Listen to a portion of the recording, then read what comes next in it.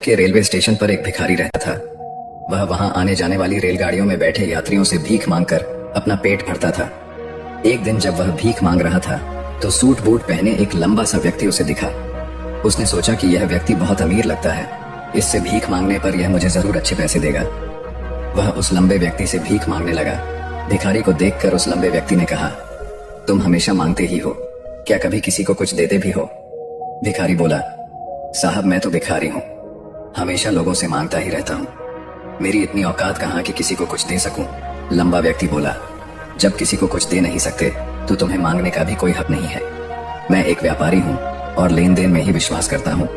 अगर तुम्हारे पास मुझे कुछ देने को हो तभी मैं तुम्हें बदले में कुछ दे सकता हूँ। तभी वह स्टेशन आ गया जहाँ पर उस लंबे व्यक्ति को उतरना था। वह ट्रेन से उतरा और चला गया। इधर भिखारी उसकी कही गई बात के बारे में सोचने लगा। उस लंबे व्यक्ति के द्वारा कही गई बात उस भिखारी के दिल में उतर गई। वह सोचने लगा कि शायद मुझे भीख में अधिक पैसा इसीलिए नहीं मिलता क्योंकि मैं उसके बदले में किसी को कुछ दे नहीं पाता हूँ। लेकिन मैं तो भिखारी हूँ, किसी को कुछ देने लायक भी नहीं हूँ। लेकिन कब तक मैं लोगों को बिना कुछ दिए केवल मांगता ही रहूंगा। बहुत सोचने के बाद उस भिखारी ने निर्णय किया कि जो भी व्यक्ति उसे भीख देगा तो उसके बदले में वह भी उस व्यक्ति को कुछ जरूर देगा। लेकिन अब उसके दिमाग में यह प्रश्न चल रहा था कि वह खुद भिखारी है तो भीख के बदले में वह दूसरों को क्या दे सकता है। इस बात को सोचते हुए 2 दिन हो गए, लेकिन उसे अपने प्रश्न का कोई उत्तर नहीं मिला था। तीसरे दिन जब वह स्टेशन के पास बैठा हुआ था तभी उसकी नजर कुछ फूलों पर पड़ी जो स्टेशन के आसपास के पौधों पर खिल रहे थे। उसने सोचा, क्यों न मैं लोगों को भीख के बदले कुछ फूल दे दिया करूं। उसको अपना यह विचार अच्छा लगा और उसने वहां से कुछ फूल तोड़ लिए। अब वह ट्रेन में भीख मांगने पहुंचा। अब जब भी कोई उसे भीख देता तो उसके बदले में वह भीख देने वाले को कुछ फूल दे देता। उन फूलों को लोग खुश होकर अपने पास रख लेते थे। अब भिखारी रोज फूल तोड़ता और भीख के बदले में उन फूलों को लोगों में बांट देता था। कुछ ही दिनों में उसने महसूस किया कि अब उसे बहुत अधिक लोग भीख देने लगे हैं। वह स्टेशन के पास के सभी फूलों को तोड़ लाता था। जब तक उसके पास फूल रहते थे तब तक उसे बहुत से लोग भीख देते थे। लेकिन जब फूल बांटते बांटते खत्म हो जाते तो उसे भीख भी नहीं मिलती थी। अब रोज ऐसा ही चलता रहा। एक दिन जब वह भीख मांग रहा था तो उसने देखा कि वही लंबा व्यक्ति ट्रेन में बैठा है जिसकी वजह से उसे भीख के बदले फूल देने की प्रेरणा मिली थी। वह तुरंत उस व्यक्ति के पास पहुंच गया और भीख मांगते हुए बोला, आज मेरे पास आपको देने के लिए कुछ फूल हैं, आप मुझे भीख दीजिए तो बदले में मैं आपको कुछ फूल दूंगा।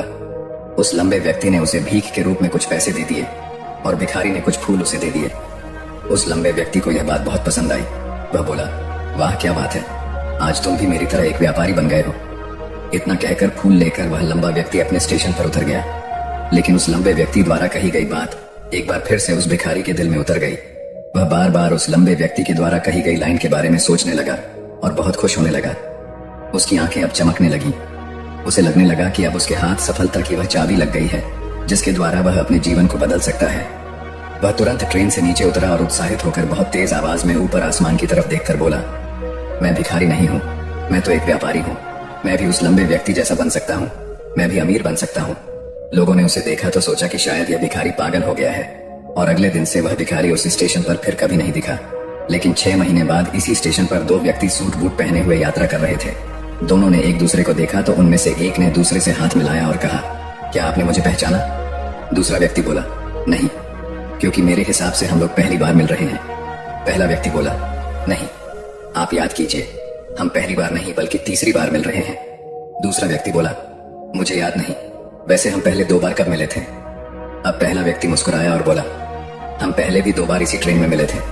मैं वही भिखारी हूँ जिसको आपने पहली मुलाकात में बताया कि मुझे जीवन में क्या करना चाहिए और दूसरी मुलाकात में बताया कि मैं वास्तव में कौन हूँ।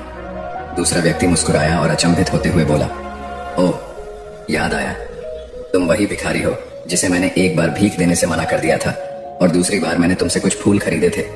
लेकिन आज तुम ये सूट बूट में कहाँ जा रहे हो और आजकल क्या कर रहे हो?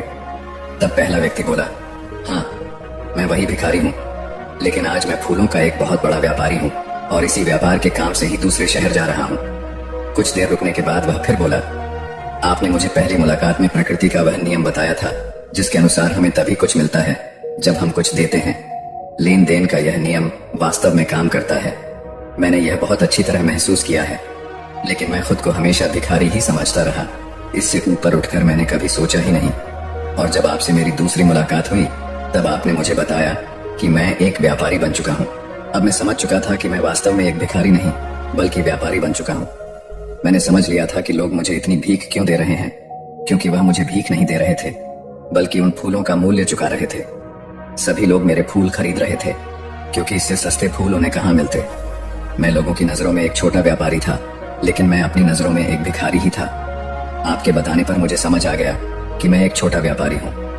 मैंने ट्रेन में फूल बांटने से जो पैसे इकट्ठे किए थे उनसे बहुत से फूल खरीदे और फूलों का व्यापारी बन गया। यहाँ के लोगों को फूल बहुत पसंद है और उनकी इसी पसंद ने मुझे आज फूलों का एक बहुत बड़ा व्यापारी बना दिया। दोनों व्यापारी अब खुश थे और स्टेशन आने पर साथ उतरे और अपने अपने व्यापार की बात करते हुए आगे बढ़ गए। दोस्तों, इस कहानी से हमें बहुत कुछ सीखने को मिलता है। कहानी में लंबा व्यापारी गिव एंड टेक के रूल को बहुत अच्छी तरह जानता था।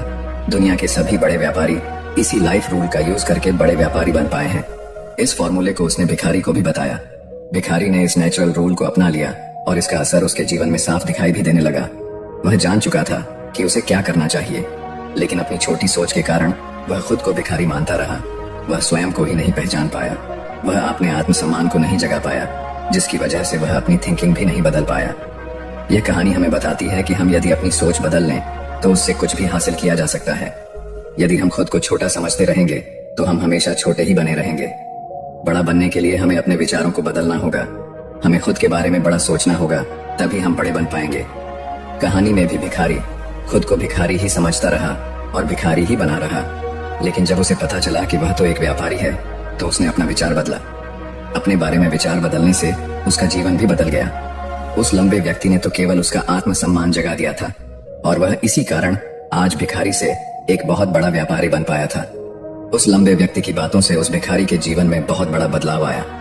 वास्तव में उस भिखारी का सेल्फ रिस्पेक्ट जाग गया था, और सेल्फ रिस्पेक्ट और कुछ नहीं बल्कि हमारी खुद के बारे में सोच होती है। आप भी प्रकृति के इस नियम को सीखिए, अपना आत्मसम्मान को जागृत कीजिए, अपनी सोच को बदलिए और उसे बहुत बड़ा बनाइए। ऐसा करके तो देखिए, आप पाएंगे कि आपका जीवन बदल चुका है तथा आप एक पहाड़ पर सबसे ऊपर खड़े हैं और पहाड़ का नाम है सफलता। दोस्तों, आज की यह मोटिवेशनल वीडियो आपको कैसी लगी कमेंट में जरूर बताएं और अपने दोस्तों के साथ शेयर